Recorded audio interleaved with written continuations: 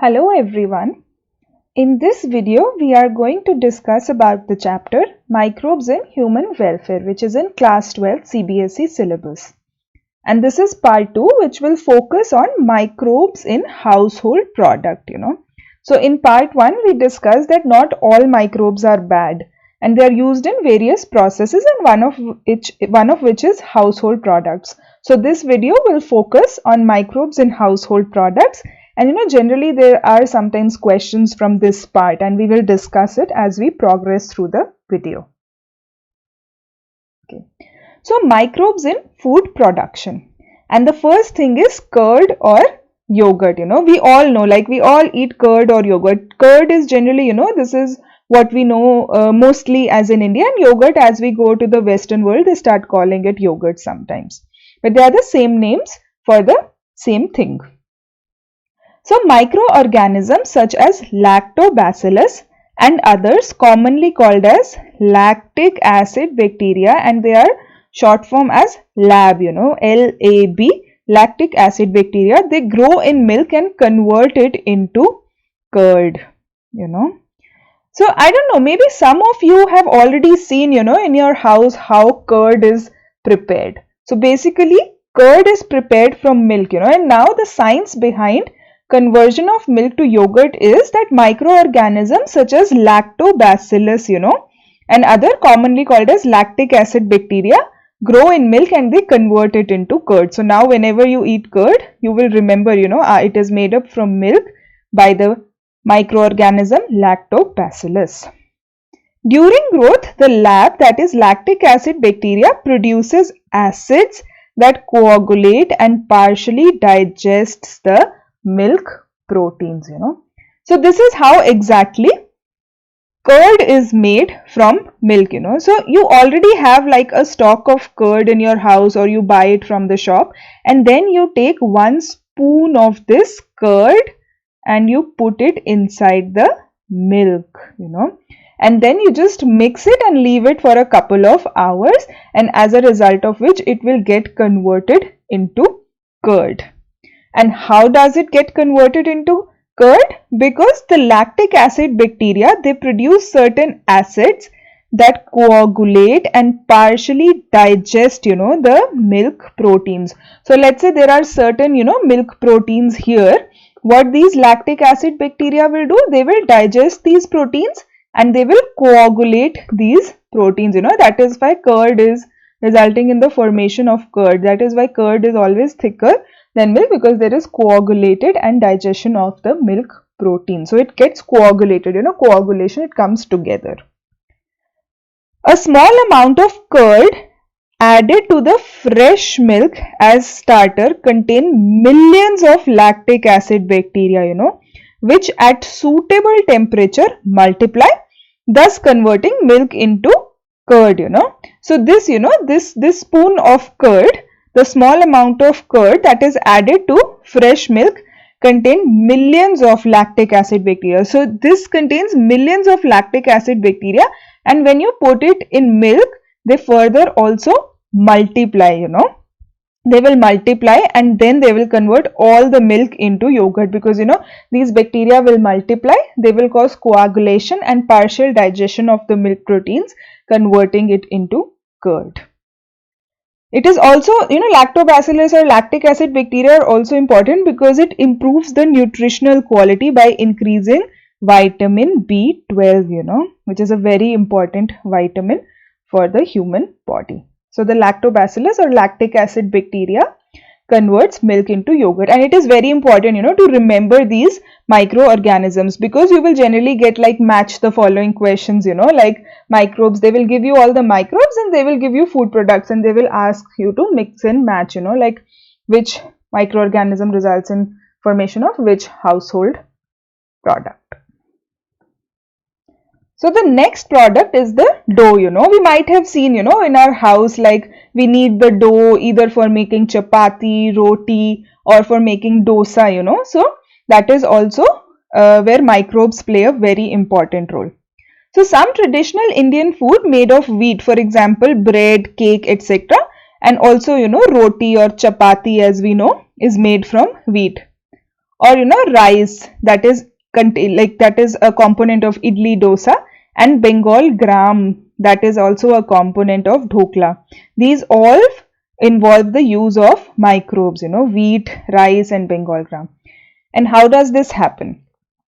Idli and dosa are made from rice and black gram in various proportions, generally 1:1, like everybody has their own recipes.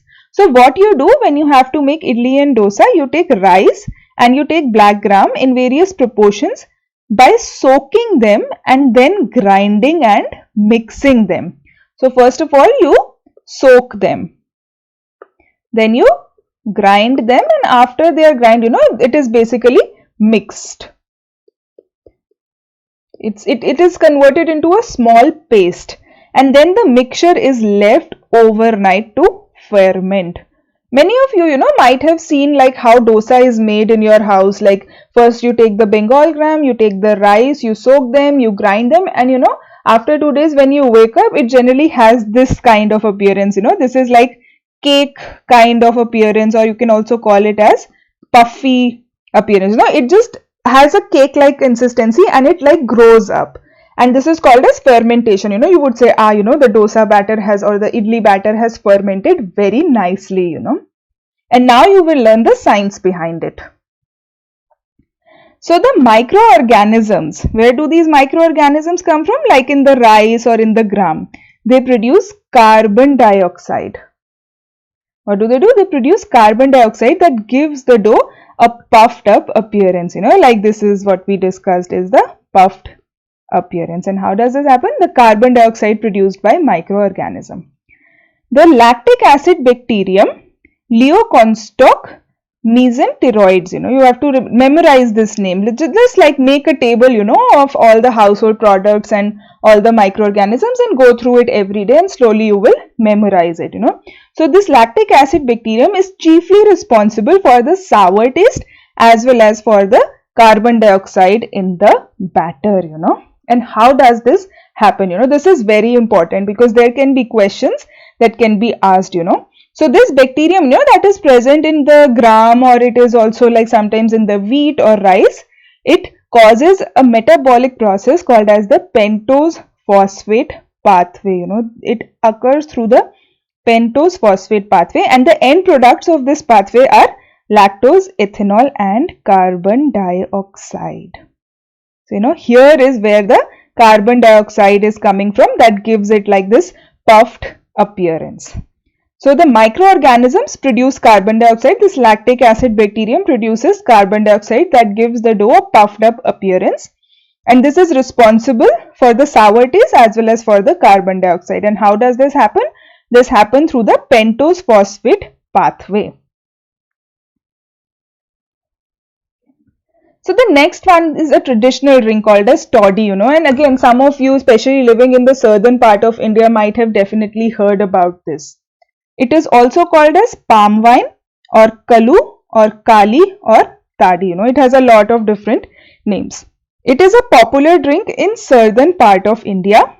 It is fermented sap of palm by baker's yeast, Saccharomyces cerevisiae. So this is the organism that is responsible for fermentation of toddy. The sap is collected from the palm trees. Like the sap will be collected from the palm trees, and the yeasts, that are present in the air.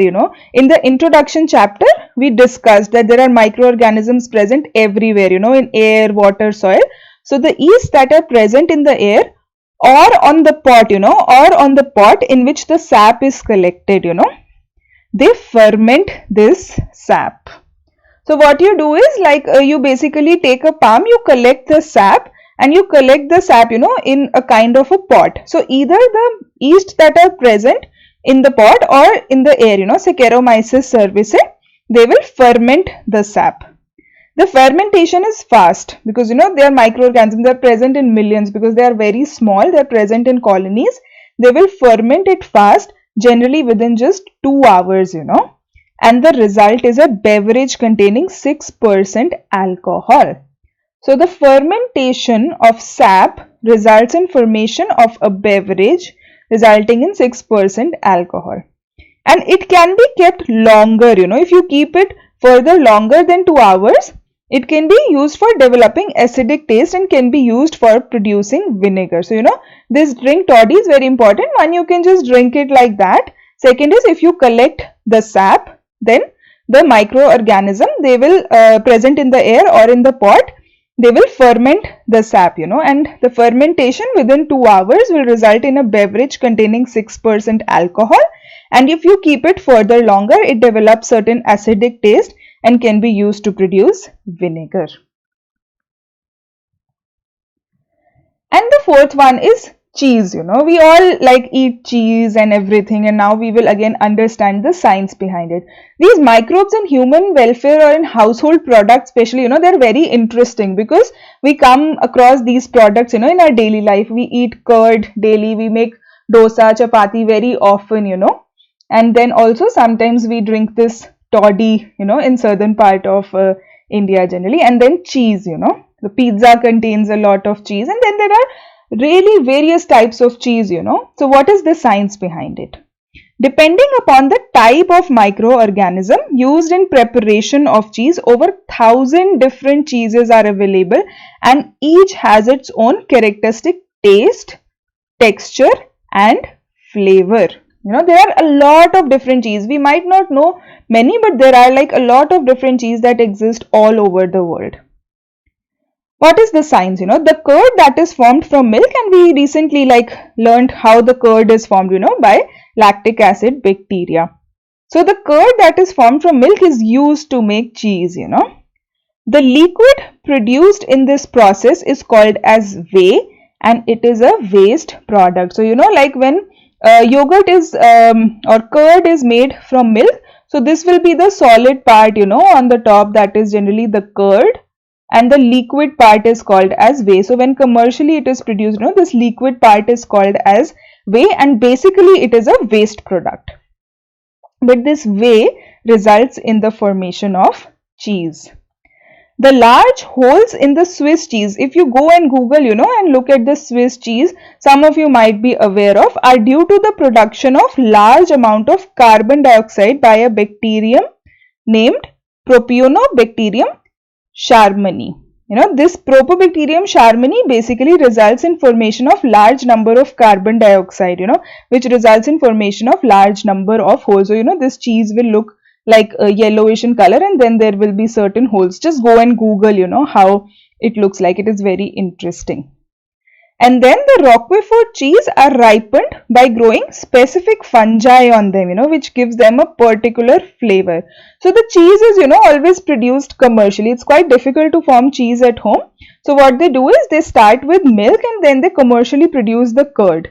And the top layer, which is a bit like coagulated, is the curd, and the lower part is like liquid, which is called as whey, and that is what they process to form cheese. So they form like cheese from a waste product.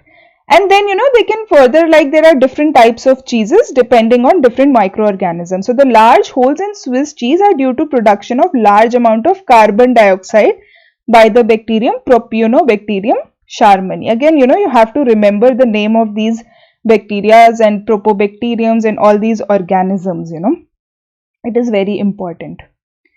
And then the Roquefort cheese is ripened by growing a specific fungi on them. So when once a cheese is formed, if they result in if they put like a certain kind of fungi on them, it results in formation of Roquefort cheese, which gives them a very nice kind of flavor. So you go and Google all these cheese. So it is very interesting how cheese is also formed. So this part of the chapter focused on household products, and really whenever you eat these products like curd, you eat dosa, or you eat some cheese or everything, just try to remember, this is how it is formed. So you will slowly learn the science behind these household products. And regarding the questions, it will be like sometimes match the following questions, So there will be these will be let's say, they will write all the household products, and here they will write the microorganisms. So it is important that you learn the names of all the microorganisms for this part. Thank you for watching the video.